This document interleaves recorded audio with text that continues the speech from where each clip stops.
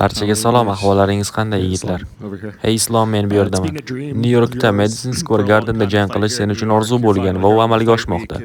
Va jang haftasi o'zingni juda ham baxtli his qilyapsanmi? Ha, men hozirda eng zo'r jang haftasini o'tkazmoqdaman. Unchalik ko'p vazn tashlaganim yo'q, New Yorkdaman. Bu juda ham hayajonga to'la.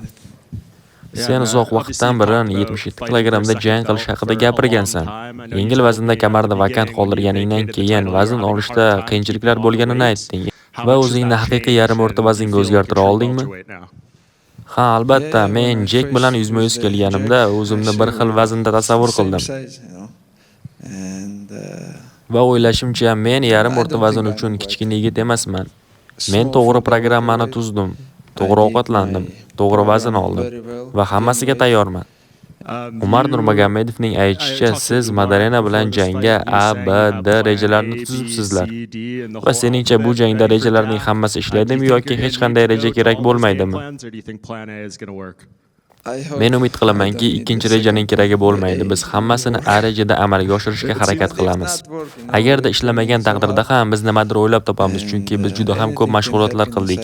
Men hammasiga tayyor turaman. Oktagonda hamma narsa sodir bo'lishi mumkin.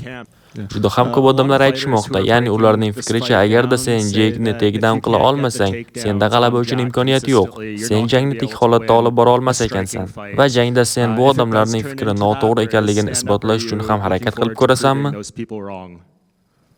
Aka, men shunchaki shuni aytib qo'ymoqchiman. Men istalgan jangchi bilan urusha olaman. Farqi yo'q, tik holatdami, parterdami, grapplingdami. Chunki men oddiygina grappler emasman. Men zarbalar ham yo'llay olaman. Bu ishni Dustin Poirier bilan, Volkanovski bilan qila oldim. U meni takedownlarimni qaytarishi mumkin, lekin men tik holatda ham unga shikast yetkaza olaman va yana takedownga kirishi mumkin. Bu qandaydir kurash yoki boks jangi emas. Bu MMA aralash jang san'ati. Islom, bu yerdaman, chap tarafingda. Sen uchun UFC'ning ikki vazn toifasida chempion bo'lgan birinchi dog'istonlik jangchi bo'lish nimani anglatadi? Ham bu juda ham katta ahamiyatga ega. Agarda men bu vaznda ham kamarni yutadigan bo'lsam, UFC'dagi 10-jangchi bo'laman, ya'ni ikki vazn toifasida chempionlikni qo'lga kiritgan. Bu men uchun muhim ahamiyatga ega, bu mening orzuyim. Islom, sen ta'kidlagansanki, ilgari yengil vaznda jang qilib yurgan paytlaringda vazn tushirishdan so'ng tiklanish jarayoni deyarli 60-70% bo'lardi xolos. Endilikda sen 77 kilogramga o'tmoqdasan va bu yerda vazn tushirish jarayoni yengil vaznchalik og'ir kechmaydi. Sen o'zingni qanday his qilasan, ya'ni og'ir bo'lmagan vazn tashlash jarayonidan so'ng? Ha, bu meni o'zimni yaxshi holatda his qilishimga juda katta ta'sir o'tkazadi. Chunki qafasda bilasan, men doim yengil vazndaligimda og'ir vazn tushirish jarayonini boshdan kechirganman va hech qachon oktagon ichiga 100% tiklangan holatda chiqmaganman. Va endilikda juda ko'p narsalar o'zgardi. Hozir men oktagonga qadam qo'ymoqchiman va nima o'zgarganini yaxshigina sezishni xohlayman. Islom, men bu yerdaman, tepada. Madalena shunday so'zlar aytdi.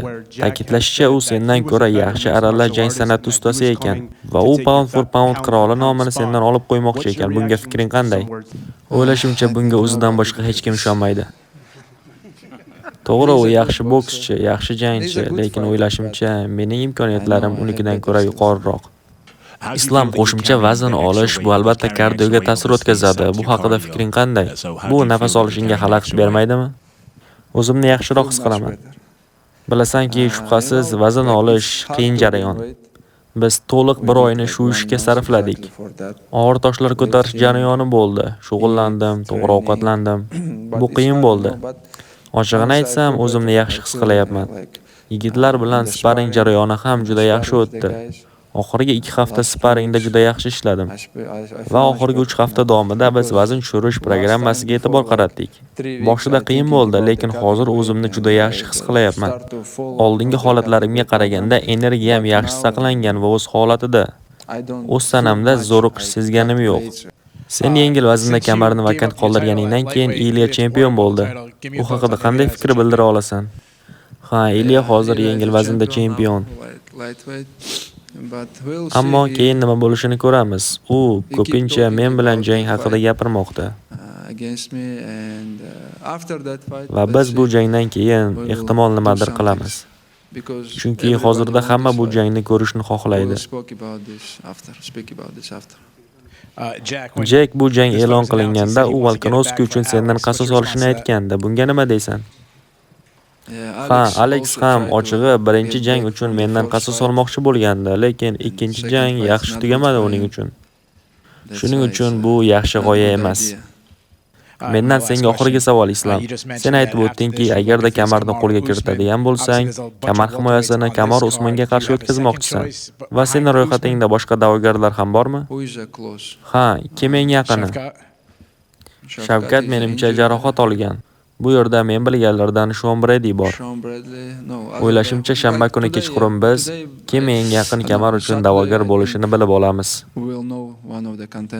Va men nima uchun Usmonni tanlaganimga kelsak, u yarim o'rta vazndagi eng katta nom. Va bundan tashqari u 5 ta kamar himoyasini o'tkazgan. Va hozirda u yaxshigina pozitsiyada turibdi, chunki kuchli da'vogarlardan biri bo'lgan Baklini mag'lub etdi. Va agarda senda ko'chada qandaydir aytaylik ishkal bo'ldi deylik. Albatta sen bunday ishkallarda qatnashib yuradigan jangchi emassan, lekin aytaylik shunday bo'ldi deylik. Va senda o'zing bilan birga olib borish uchun 3 ta tanlov bor. 3 ta UFC jangsini tanlashing kerak va bu jangchilar UFC faxriylari bo'lsin. Shogun Rua, u juda ham yaxshi va yana kimlarni tanlashim mumkin? O'zi nechta deding? 3 ta. Tito Ortisni ham tanlagan bo'lardim. Va Wanderlei Silvani. Uning stoykasi ham ajoyib edi. Спасибо большое, удачи в субботу. Barchaga rahmat yigitlar. Salom Jek, o'zingni qanday his qilyapsan? Janggacha 3 kun vaqt qolmoqda. Va nihoyat sen o'zing xohlagan jang UFC'dagi pound for pound qiroli bilan to'qnash kelasan. Ha, men juda ham hayajondaman. Bu katta sinov bo'ladi. UFC'da hali men bunday qiyin jang sinovidan o'tmaganman. Jek, kamarni qo'lga kiritganingdan keyin senda qanday o'zgarishlar bo'ldi? Chunki ko'pincha yigitlar kamarni qo'lga kiritishganidan so'ng, ya'ni chempion bo'lishganidan keyin ular motivatsiyani yo'qotishadi. Va bu jarayon sen uchun qanday kechdi? To'g'risi hech narsa men uchun o'zgargani yo'q. Har doimgidek oldinga borib o'zimni sinab ko'raman. Va aytganimdek kamarni yutganimdan keyin darhol zalga qaytdim va reallikni tan oldim.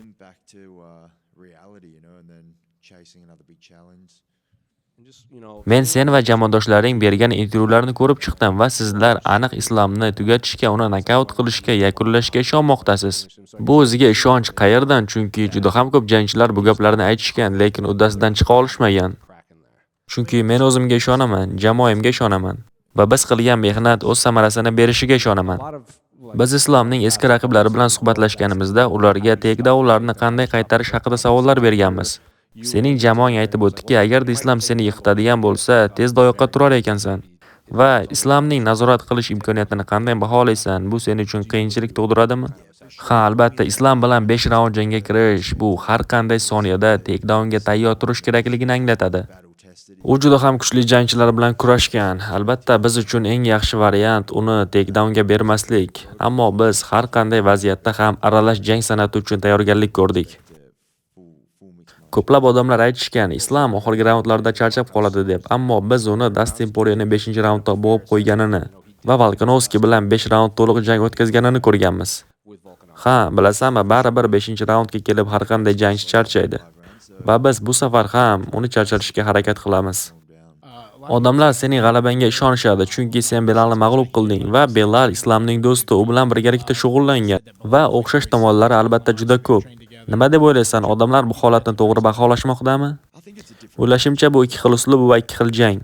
Belalda Islom qila olmaydigan mahoratlar bor va shuningdek Islomda ham Belal qila olmaydigan jihatlar bor. Va ha, bizni oldinda qiyin jang kutmoqda. Sen Alex Volkanovski bilan birgalikda mashg'ulot qilmoqdasan va odamlar ishonishadiki, birinchi jangda u Maxachevni yenggan. U senga jang uchun strategiyalar tuzib bermoqdami? Ya'ni jang rejasi. Ha, biz gaplashganmiz. Biz Islomning qanchalik kuchli jihatlari borligini muhokama qilganmiz. Va bizda allaqachon jamoa bilan birgalikda reja ham tayyor.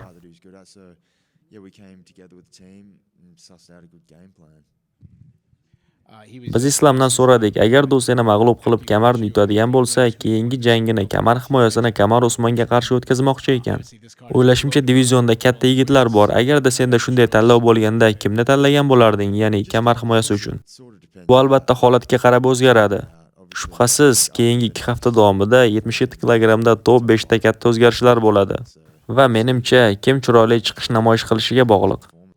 Jek, bu yerdaman. Sen 2 kun oldin Islom bilan face to face marosimini o'tkazding.